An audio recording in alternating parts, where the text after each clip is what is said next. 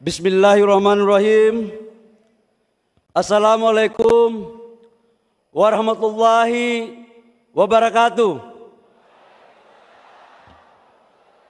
Shalom, Om Swastiastu, Namo Buddhaya, salam kebajikan. Yang sama-sama kita hormati, kita banggakan dan kita cintai Presiden Republik Indonesia, Jenderal Purnawirawan Prabowo Subianto, yang juga adalah alumni Partai Golkar, disempurnakan lagi dengan memakai dasi warna kuning hari ini. Jas boleh hitam, tapi dasi tetap kuning, artinya Golkar tetap ada di dalam hati Bapak Presiden Prabowo. Makasih Bapak Presiden atas kehadirannya. Ini sudah temu kangen Pak. Banyak teman-teman tanyakan kepada saya, bahwa Presiden datang atau tidak. Saya katakan kepada mereka bahwa insya Allah selama doktrin karya kekaryaan masih ada di sanubari Bapak Presiden Prabowo, insya Allah beliau akan hadir. Dan hari ini tepat akan ada. Yang saya hormati Bapak Wakil Presiden Republik Indonesia, Bapak Gibran Rakabuming Raka, yang hadir bersama-sama kita juga. Kita berikan aplaus, terima kasih Bapak Wakil Presiden. Yang saya hormati Wakil Ketua MPR, abang saya Bang Muzani, terima kasih. Yang juga adalah Sekretaris Jenderal Partai Gerindra. Oh, mohon maaf, Ketua MPR RI. Berarti respon kader partai untuk cinta Gerindra ini tinggi gitu. Masuk barang, masuk. Yang saya hormati Ketua DPR RI, kakak saya Ibu Puan Maharani, kata Ketua Panitia Perempuan hebat katanya. Yang saya hormati seluruh anggota kabinet Merah Putih yang sempat hadir, yang mohon maaf saya tidak sebut satu persatu. Ketua-ketua umum partai politik yang sempat hadir, yang mohon maaf saya tidak sebut satu persatu. Lebih khusus yang saya hormati Wakil Presiden ke-10 dan ke-12 yang juga mantan Ketua Umum DPP Partai Golkar, Bapak Muhammad Yusuf Kalla, yang sudah hadir bersama-sama kita. Ini kader Golkar yang pasca reformasi yang punya jabatan Wapres 2 kali dan presidennya berbeda, cuma Pak Yusuf Kalla aja. Itu terjadi karena pernah jadi ketum Golkar, kira-kira begitu. Yang saya hormati Ketua Dewan Pembina Partai Golkar, Pak Agus Gumiwang. Ketua Dewan Kehormatan, Bang Ical. Kita berikan aplaus kepada Pak Abu Rizal Bakri. Ketua Dewan Etik dan seluruh senior-senior yang mohon maaf saya tidak sebut satu persatu. Sekretaris Jenderal, Wakil-Wakil Ketua Umum, Bendahara Umum, dan seluruh pengurus DPP Partai Golkar yang hadir pada hari ini. Yang saya hormati anggota fraksi 102 orang DPR RI yang sempat hadir di ruangan ini. Para ketua Ormas Hasta Karya, ketua-ketua Golkar, DPD 1, DPD 2, yang saya muliakan yang hadir pada hari ini. Dan seluruh anggota DPR, kabupaten, kota, provinsi, yang berjumlah 2.900, yang baru selesai mengikuti pembekalan dalam mengawal pemerintahan Prabowo Gibran ke depan. Seluruh kader dan hadirin yang berbahagia. Pertama-tama, marilah kita panjatkan puji syukur kita kehadiran Allah Subhanahu wa Ta'ala atas limpahan rahmat kasih sayangnya, sehingga pada hari ini kita dapat berkumpul di sini dalam rangka mengikuti perayaan puncak HUT Golkar yang ke-60. Hari ini merupakan hari yang sangat penting. Ibarat usia seorang manusia, 60 tahun bukanlah usia yang muda. Ini adalah usia matang-matangnya. Karena itu kalau kita menengok ke belakang tentang bagaimana proses Partai Golkar lahir, Sesungguhnya Partai Golkar lahir adalah merespon terhadap kondisi politik yang pada saat itu terjadi di zaman Orde Lama. Stabilitas politik yang tidak menentu. Adanya gerakan politik yang merubah ideologi Pancasila kepada ideologi lain. Atas dasar kesadaran itulah kemudian muncul gabungan organisasi-organisasi yang mengatasnamakan sebagai sekber dan mendeklarasikan diri pada tanggal 20 Oktober tahun 64. Dan disitulah terjadi bergabungnya antara TNI dan organisasi-organisasi sebagai cikal lahirnya Partai Golkar. Dengan demikian dapatlah kita artikan bahwa sesungguhnya Partai Golkar lahir bukan dimiliki oleh 1-2 orang, tapi Partai Golkar lahir atas dasar gagasan besar para pendiri bangsa dan para tokoh-tokoh bangsa yang ingin melihat rakyatnya sejahtera. Proses kemudian terjadi pada tahun 71, Golkar menjadi peserta pemilu. Golkar dulu terkenal dengan jalur ABG. Ada sipil birokrasi, Golkar dan TNI. Mampu mengawal proses pemerintahan selama 32 tahun. Kita tahu di awal Orde Baru, inflasi kita di bawah kurang lebih sekitar hampir 600%. Pengangguran di mana-mana, pangan susah, lapangan pekerjaan yang kita butuh, dan pertumbuhan ekonomi kita yang tidak baik. Alhamdulillah, selama 30 tahun lebih, Partai Golkar bersama-sama pemerintah mampu merubah pola pikir dan kondisi ekonomi bangsa, di mana pertumbuhan ekonomi kita kurang lebih di atas 8%, dan kita mampu melakukan swasembada pangan, serta inflasi kita terjaga dengan baik, saudara-saudara sekalian. Di zaman Orde Baru juga kita pernah melakukan ekspor minyak 100 juta barel per day. Ini adalah sebagai bentuk daripada kedaulatan energi. Namun apa yang bisa kita lihat, kekuatan bangsa kita tidak hanya disegani di kawasan Asia Tenggara, tapi juga disegani di dunia. Bahkan terkenal bahwa Indonesia adalah macam Asia. Golkar lahir untuk mengawal proses pembangunan. Golkar lahir untuk menentukan dalam rangka mewujudkan apa yang dicita-citakan oleh para pendiri bangsa tentang kesejahteraan, tentang pendidikan, tentang kesehatan. Bapak Presiden, hadirin yang berbahagia, di akhir masa kepemerintahan Orde Baru, kita lihat bahwa negara kita juga mampu bersaing secara teknologi di bawah pimpinan B.J. Habibie. Namun pertanyaan yang muncul adalah, apakah negara-negara tetangga atau negara di luar itu ikhlas dan senang melihat Indonesia maju?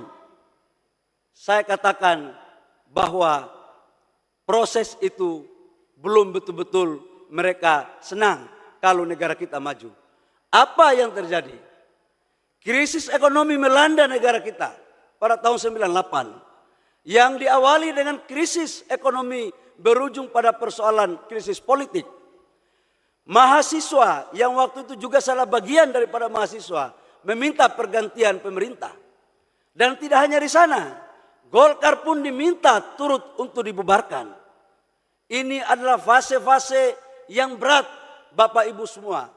Tapi kita diuntungkan, kita mempunyai kader-kader patriot, kader-kader Partai Golkar yang negarawan, kader Partai Golkar yang mempunyai kecerdasan, kemampuan komunikasi politik yang dipimpin langsung oleh Ketua Umum Bang Akbar Tanjung. Kita lihat Bapak Ibu semua, di sini adalah fase perubahan baru bagi golongan karya bertransformasi menjadi partai politik. Ini adalah pertama. Dan di tahun 99, kalau kita melihat banyak rakyat di pelosok-pelosok, di kota-kota. Saya pernah melihat waktu itu masih mahasiswa, Bang Akbar memimpin kampanye dengan tokoh-tokoh Golkar yang lain. Sempat dari bis ke bis, dari jalan tol ke jalan tol, menghadang mereka. Tapi daya patriotisme, kemudian Golkar mampu keluar menjadi partai pemenang pada pemilu tahun 99, saudara-saudara semua.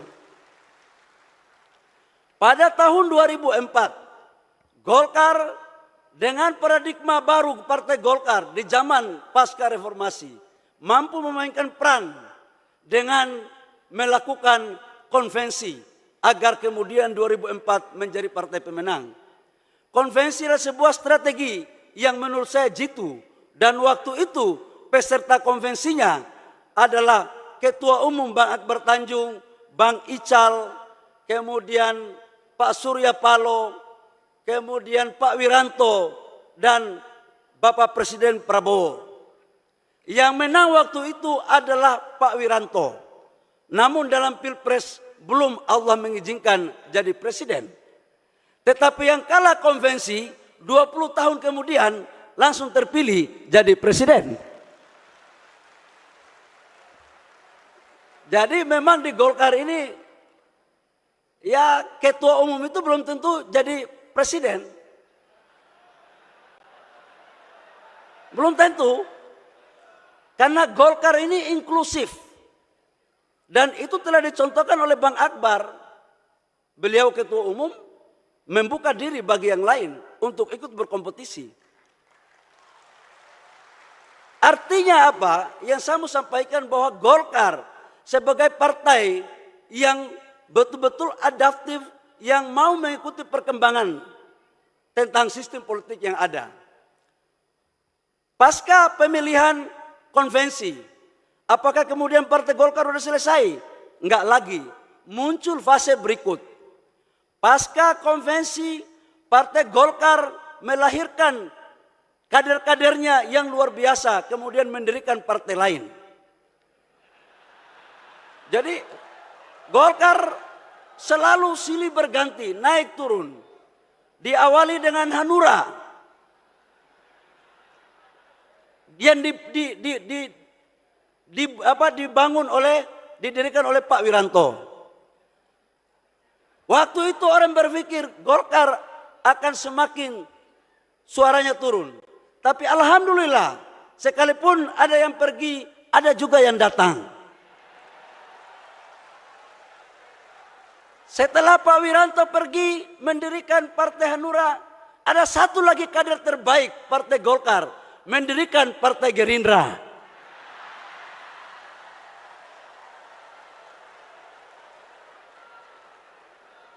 Belum berakhir, Partai Gerindra pergi, satu lagi kader terbaik Partai Golkar mendirikan Nasdem. Bagi Golkar adalah itu hal yang biasa-biasa saja. Karena Golkar sebagai ibu kandung menganut mazhab doktrin karya kekaryaan. Golkar menghargai perbedaan pilihan kader-kader Partai Golkar. Karena sesungguhnya Golkar adalah gudang daripada kader-kader yang berkualitas.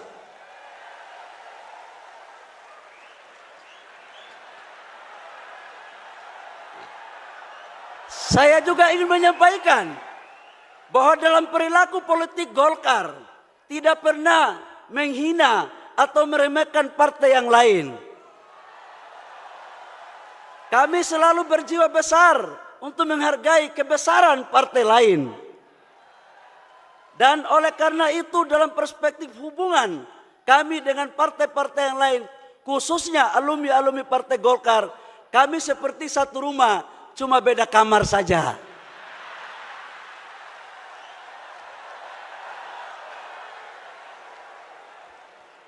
Yang namanya satu rumah pasti keluarga.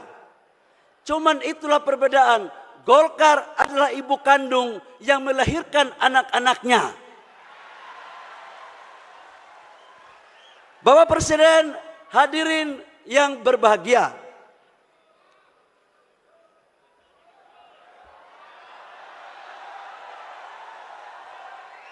Pasca reformasi dan pasca transisi Golkar, kemudian di tahun 2024 adalah tahun politik.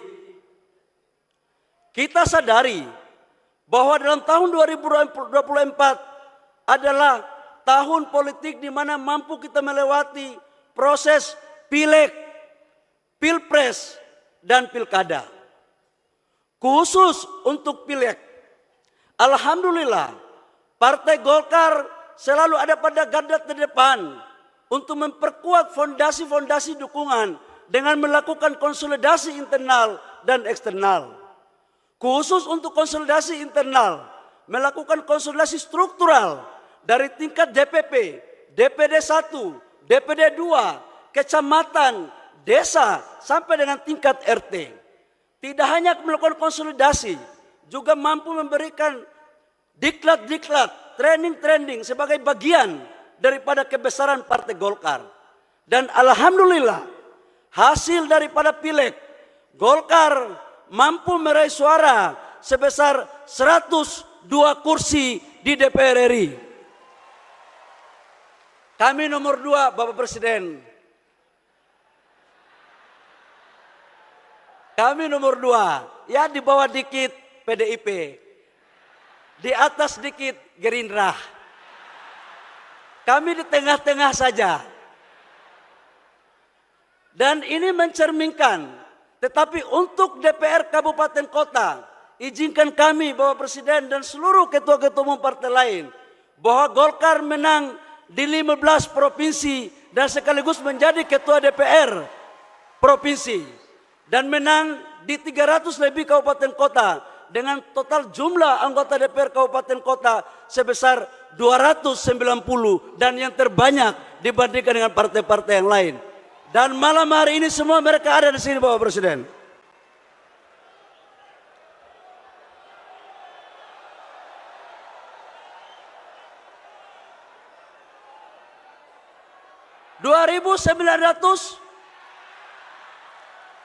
Oh, maklum ketua umum baru.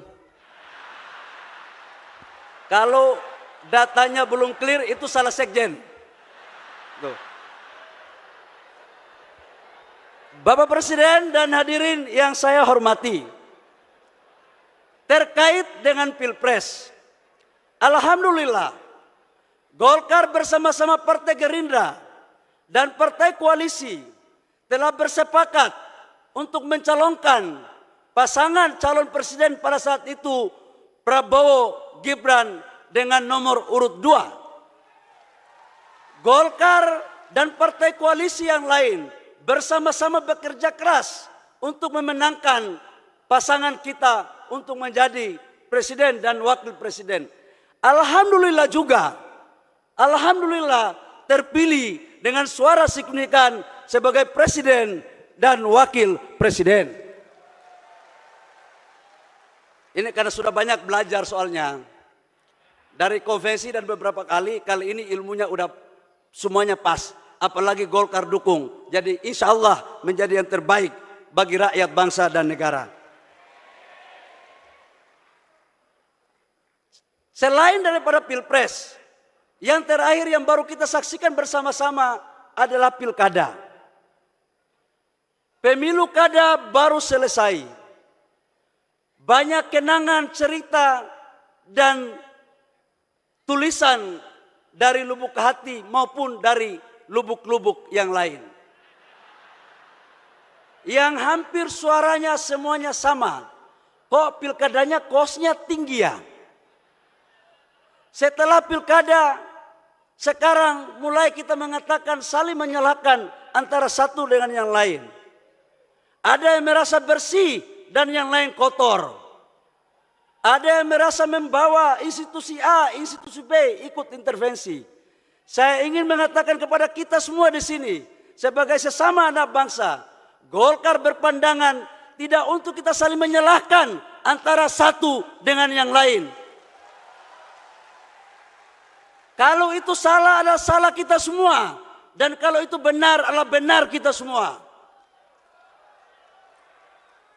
Hampir sebagian partai politik yang besar pernah mengalami kekuasaan, terutama Golkar. Partai yang lain juga pernah mengalami kekuasaan. Dan ilmunya ini sebenarnya sama-sama tahu. Ini sama-sama tahu. Cuman ada yang pergi, ada yang baru. Bapak Ibu semua yang perlu saya sampaikan. Dalam pandangan saya, sebagai mantan aktivis yang ikut mempelopori reformasi. Pertanyaan yang muncul, yang menggelitik di hati saya. Apakah demokrasi seperti ini yang kita inginkan? Saya mau tanya, apakah demokrasi seperti ini yang kita inginkan, saudara-saudara sekalian?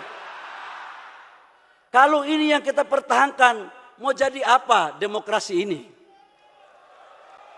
Dalam kajian banyak partai Golkar, Bapak Presiden, ada suara-suara yang muncul dari kajian kami. Ini pilkada rasa pilkades.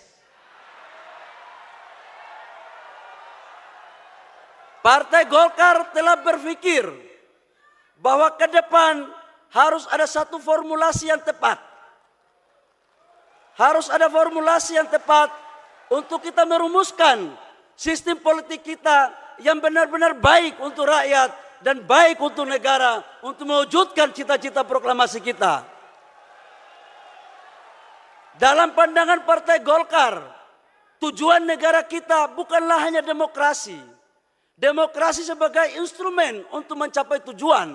Dan tujuan negara kita itu adalah mensejahterakan kehidupan bangsa. Ikut mencerdaskan kehidupan bangsa. Dan ikut mengambil bagian dalam ketertiban dunia. Dan sekaligus menjaga marwah negara kita. Jangan kita melakukan disorientasi. Dan saya pikir Bapak Presiden, kalau memang partai lain yang belum mau menginisiatif, izinkan kami untuk Golkar memulai dialektika ini. Kita akan merumuskan, kita akan memberikan suatu pemikiran-pemikiran yang baik. Yang sudah barang tentu, tidak boleh kita menaifkan atau memperkecil hak-hak politik rakyat yang ada di negara kita. Setuju? Setuju? Bapak Presiden, di sini ada calon gubernur yang menang, calon bupati wali kota yang menang, tapi ada juga yang kalah dalam ruangan ini. Jadi menang maupun kalah, saya pikir yang menang jangan jumawa.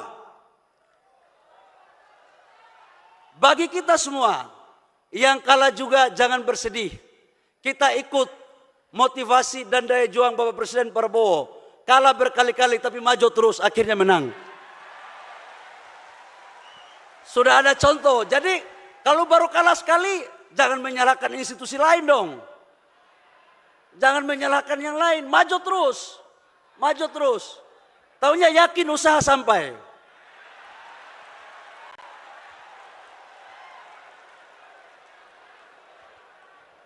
Jadi kita harus, Partai Golkar harus betul-betul mampu memainkan peran.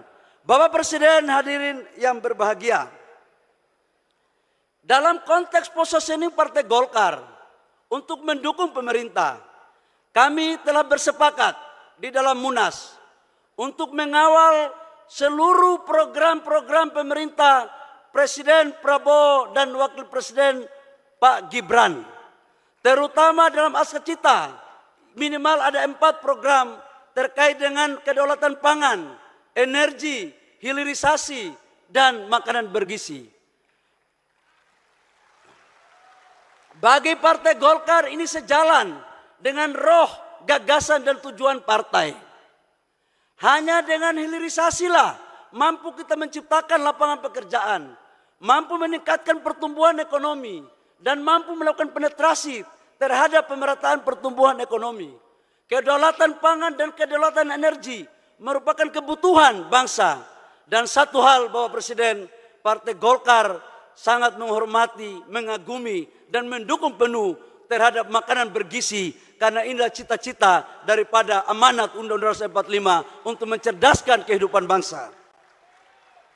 Dalam perspektif itulah kemudian kami ucapkan terima kasih kepada Bapak Presiden Prabowo dan Wakil Presiden Pak Gibran Rakabuming Raka yang telah mempercayakan kepada kader-kader terbaik Partai Golkar untuk duduk di anggota kabinet. Dalam hitungan kami ada 7 menteri, ada 8 menteri yang Bapak jadi pembantu Bapak Presiden. termasuk Ketua Umum Golkar. Ada 8, ada 1 jabatan setingkat menteri, gubernur tanpa pilkada, yaitu Gubernur Lemhanas. Ada 3 wakil menteri. Ini semua terjadi karena membuktikan kualitas kader Partai Golkar untuk membantu Bapak Presiden dalam rangka mewujudkan apa yang menjadi cita-cita visi besar dalam konteks pembangunan rakyat, bangsa, dan negara.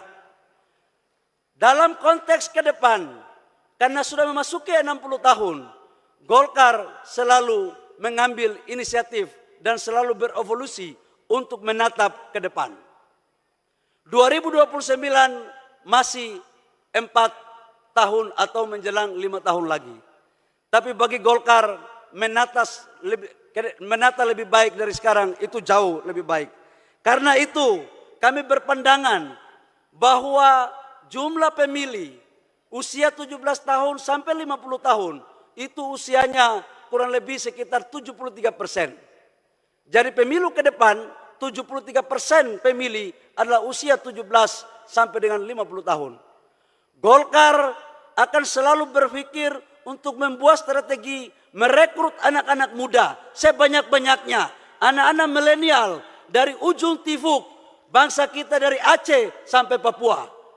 Ini sebagai bentuk daripada inklusivitas kita untuk bagaimana mendorong dengan tetap mengedepankan asas-asas proses rekrutmen kaderisasi yang baik. Di samping itu juga kami menargetkan agar target kita ke depan menambah kursi Bapak Presiden. Dari 102, ya 100 lebih 2 sedikit lah Bapak Presiden.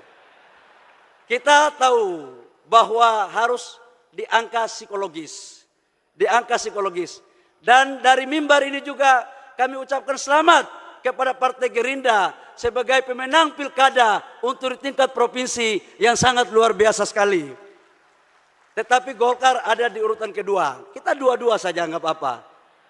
Nggak boleh terlalu mendahului, nggak boleh juga ketinggalan terlalu banyak, gitu. Karena Golkar itu penyeimbang untuk kebaikan kita semua. Saya pikir hanya itu Bapak Presiden yang perlu kami laporkan dan kami menyampaikan pada acara HUT ke-60 ini. Akhir daripada sambutan saya ingin mengajak kita untuk menandakan yel-yel. Kalau saya katakan Golkar solid, Indonesia, kita coba cek.